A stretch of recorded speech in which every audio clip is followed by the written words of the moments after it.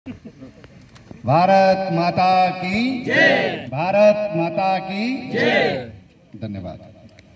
आज सैल्यूट तिरंगा यात्रा के रायवाला आगमन पर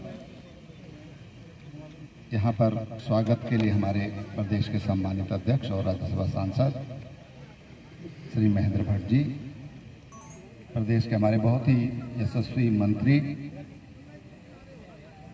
श्री सौरभ बहुगुणा जी, राष्ट्रीय अध्यक्ष सैल्यूट तिरंगा राजेश झा जी और हमारे पूज्य ललितानंद गिरी जी, संतगण, सभी सम्मानित मंच और यहाँ पर उपस्थित पार्टी के हमारे बहुत वरिष्ठ कार्यकर्ता हैं।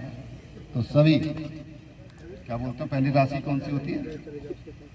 मेष राशि। मीन पर बोलते हैं ना, तो मेष से लेकर के और मीन तक सब आ गए, कोई छोटा तो नहीं महाराज जी, सब आ गए। तो सभी हमारे यहाँ पर उपस्थित महानुभाव, बहनों और भाइयों, आप सब लोगों ने आज यहाँ पर हमारे देश के विविध भागों से आए हुए हमारे जो अतिथि हैं, पूर्वांचल से भी यहाँ पर लोग आए हैं, थाईलैंड से भी हैं और एक देश का नाम तो नेपाल से भी आए। नेपाल तो हमको बाहर लगता ही नहीं है, अपना ही लगता है। उत्तराखंड वालों के लिए तो नेपाल और लगता नहीं, हम वहाँ जाते हैं तो हमको लगता ही नहीं कहीं बाहर आए हैं। तो हमारे जो भी यहाँ पर सम्मानित अतिथि हैं, सबसे पहले आप सबका आज उत्तराखंड आगमन पर बहुत बहुत स्वागत है, अभिनंदन है। यहाँ पर सजदानंद जी ने, अभी मैं उनका भाषण सुन रहा था, भाषण का संचालन, तो तमाम ज्ञान ध्यान की बातें उन्होंने यहाँ पर बताई हैं।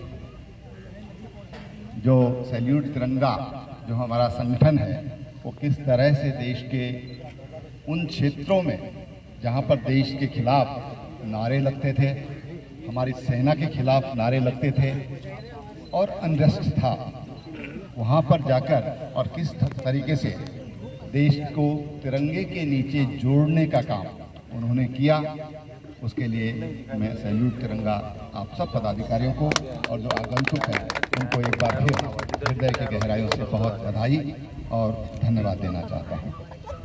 यहाँ पर आपने अनेक लोगों को सम्मानित भी किया और एक जो मेरा बहुत दिल्ली प्रोग्राम है वृक्षारोपण का, तो हमारे जिन्होंने गिनीज बुक में जो नाम जिनका चढ़ चुका है, बघेल जी, और हमारे उत्तराखंड के सबसे बड़ी बात यह है, तो आपको बहुत बधाई है बघेल जी, क्योंकि मेरे भी बिल्कुल अंदर से जुड़ा हुआ मामला है। अब वृक्षारोपण हम लोग कर रहे हैं, तमाम पेड़ लग रहे हैं और जिस तरह से प्रकृति की जो जरूरत है और जिस तरह से जो इकोसिस्टम गड़बड़ा रहा है, तो वृक्षों का बहुत अधिक महत्व बढ़ गया है और हमारे पुरखों ने उसके महत्व को समझा। हम तो वैसे भी प्रकृति पूजा करते हैं, पत्थर भी पूजते हैं, पेड़ पौधों को पूजते हैं, सांप को भी पूजते हैं, शेर को भी पूजते हैं, सभी को पूजते हैं। तो हमने उन चीज़ों के महत्व को समझा, हमारे पुरखों ने, हमारे ऋषि मुनियों ने उन चीज़ों को, उनके महत्व को समझा, उनका योगदान क्या है इस सृष्टि के लिए उसको समझा और इसलिए हमने उनकी पूजा की। लेकिन जो मैं जिक्र करना चाह रहा हूँ, दो वृक्ष, ये दो वृक्ष हैं, बरगद और पीपल। जब आज दुनिया ब्लैक कार्बन की समस्या से निकल रही है, उससे जूझ रही है और इसलिए तमाम वैज्ञानिक अपने अपने तरीके से काम कर रहे हैं, लेकिन एक सामान्य आदमी, क्योंकि हम तो वृक्षों को पूजते हैं, जो भी हमारे धार्मिक कार्य हैं तमाम उन वृक्षों की छाया में संपन्न होते हैं। ऐसे बरगद और पीपल, बरगद ब्लैक कार्बन के लिए दुनिया में सर्वश्रेष्ठ कोई वृक्ष है तो वो बरगद का वृक्ष है। ये 34 से 36 टन सालाना ब्लैक कार्बन को शोषित करता है, अवशोषित करता है, 34 से 36 टन, आप देखिए आप। और वही पीपल जहाँ 24 घंटे हमको प्राणवायु देता है, वहीं ब्लैक कार्बन के लिए पीपल 14 से 16 टन पर ईयर, एक युवा पौधा, ये ब्लैक कार्बन को अवशोषित करता है। और इसलिए मैं कहता हूं कि हमारे ऋषि महर्षि ऐसे ही उन्होंने पेड़ नहीं पूछ दिए भाई, ऐसे तो नहीं तो लाखों तरह की है, इतनी डाइवर्सिटी है, इतने तरह के पौधे हैं, तो किसी को पूजा जा सकता था। महत्व तो उनको दिया गया, महत्व तो दिया गया, उसको समझा उन्होंने, और इसलिए वो हमारे पूजनीय वृक्ष हैं। तो वृक्ष लगाते समय मैं ये जरूर कहना चाहूँगा कि जो आज हमारी प्रकृति की सुरक्षा के लिए, और प्रकृति सुरक्षित है तभी हम भी सुरक्षित हैं, प्रकृति सुरक्षित नहीं है हम भी सुरक्षित नहीं रह सकते, बिल्कुल नहीं रह सकते। और इसलिए प्रकृति की सुरक्षा का मतलब हम अपनी सुरक्षा है, आत्म सुरक्षा है, आत्मरक्षा है। उसके लिए हम इस तरह के वृक्षों का रोपण अधिकतम करें तो मैं समझता हूँ कि हमारा इसका जो फल मिलना चाहिए, जो इसका परिणाम मिलना चाहिए, और बेहतर मिले। तीसरी बात, आज जो वृक्ष लगाए जा रहे हैं, मुझे अभी एक बिल्कुल आधुनिक तरीके से वृक्ष कैसे लगाए जा सकते हैं, इसमें टेक्नोलॉजी का इस्तेमाल किया गया है और लगभग 5 लाख के करीब वृक्ष लगेंगे। 1.5 लाख वृक्ष वहाँ पर लग गए हैं। केवल वृक्ष लगाकर कर्तव्य की पूर्णता नहीं हुई है। 1 करोड़ लीटर का पानी का टैंक बनाया गया वहाँ पर टिहरी जिले में, 1 करोड़ लीटर का। और 1998 में मैंने उस पहाड़ को देखा था कि जिस पर वृक्ष ही नहीं थे। तब मैंने उसके लिए वहाँ के जो मसूरी इंटरनेशनल स्कूल है, रावल साहब उसके मालिक थे, उनसे मैंने अनुरोध किया कि आप क्या इस पहाड़ के हरे भरे के लिए कुछ कर सकते हैं, आप बड़े धर्मात्मा हैं। उन्हें कर सकता हूँ। उन्होंने बेचारों ने वृक्ष लगाए, लेकिन पानी की व्यवस्था नहीं होने के कारण और साउथ फेस होने के कारण, साउथ स्लोप था उसका, तो वृक्ष वहाँ पर टिक नहीं पाए। अब कितने साल हो गए, 98 से 2024, 24 और तो 26 साल बाद, 26 साल बाद एक फाउंडेशन से मेरी, 26 का हमारा 24 साल 23 साल के बाद एक फाउंडेशन से मेरी मुलाकात हुई और उनको मैंने कहा यार मेरी इच्छा है कि उस पहाड़ का हरा भरा करें, कर सकते हो क्या? तो उन्होंने कहा हम सर्वे करेंगे उसका। तो वहाँ जाके देखा तो उसमें तो कोई वनस्पति थी नहीं, साउथ फेस था। लेकिन वहाँ पर इस बार मैं हरेला पर्व पर उसी गांव में गया, मैं उपस्थित रहूंगा। 1.5 लाख पौधे इस वर्ष वहाँ पर लग गए, 1.5 लाख, और 1 करोड़ लीटर पानी का टैंक उसके ऊपर बनाया गया है और उस पानी से उसकी सिंचाई होती है। लेकिन इस एडवांस जो मैं आपको बता रहा हूँ, जियो टैगिंग की गई है पौधों की, और उस पर सेंसर लगाए गए हैं कि किस पौधे को पानी की जरूरत है। जो ही पानी की जरूरत होगी, जैसे नमी कम होगी, वो सेंसर सिग्नल देना शुरू कर देगा और हमारे मोबाइल पर सिग्नल आ जाएगा कि आपने जो पेड़ लगाया था उसको पानी की जरूरत है, नहीं तो मर जाएगा।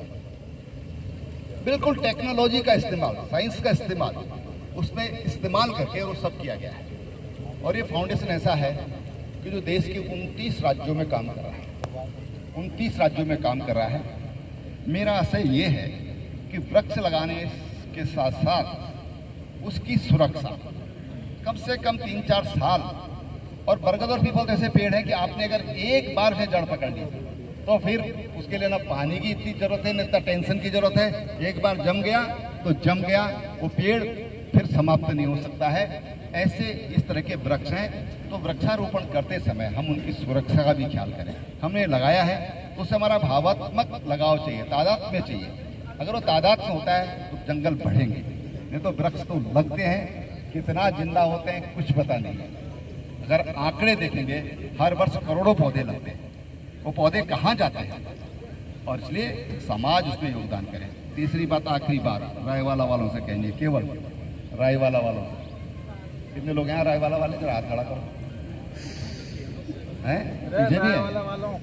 ओह, हाँ, तो रायवाला के लोग हैं भाई। ये पॉलीथीन जो है, अपना घर का कचरा और सार्वजनिक जगह की जगह पर आ रहा है, मैं रास्ते में देख रहा हूँ।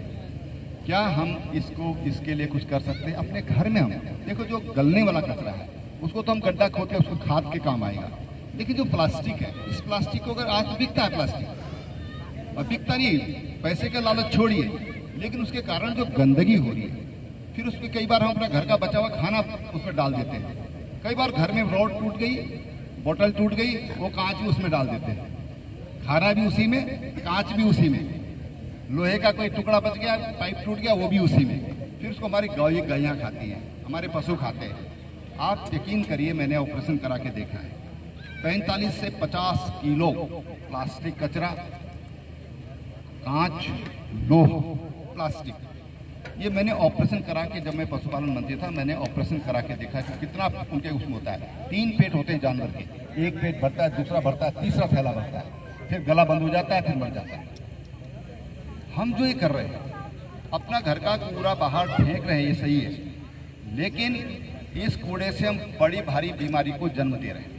तो क्या हम इस प्लास्टिक पे तो जाते हैं, अब कहीं जा रहे हैं, वहाँ कूड़ेदान है, उसमें डाल दिया करें हम शहर में, पर थोड़ा सा हम इस चीज़ को अगर अडोप्ट कर लेंगे तो मैं समझता हूँ कि आज यहाँ पर इतने महापुरुष यहाँ पर आए हुए हैं, देश भर के लोग यहाँ पर आए हुए हैं, अगर रायवाला वाले काम कर लें और जो यहाँ पर बैठे हैं वही कर लें, तो मैं समझता हूँ कि इनका आना हमारे लिए यादगार हो जाएगा हमेशा हमेशा के लिए। उस यादगार को बनाए रखने के लिए हम काम करें। बहुत बहुत धन्यवाद, बहुत बहुत शुक्रिया।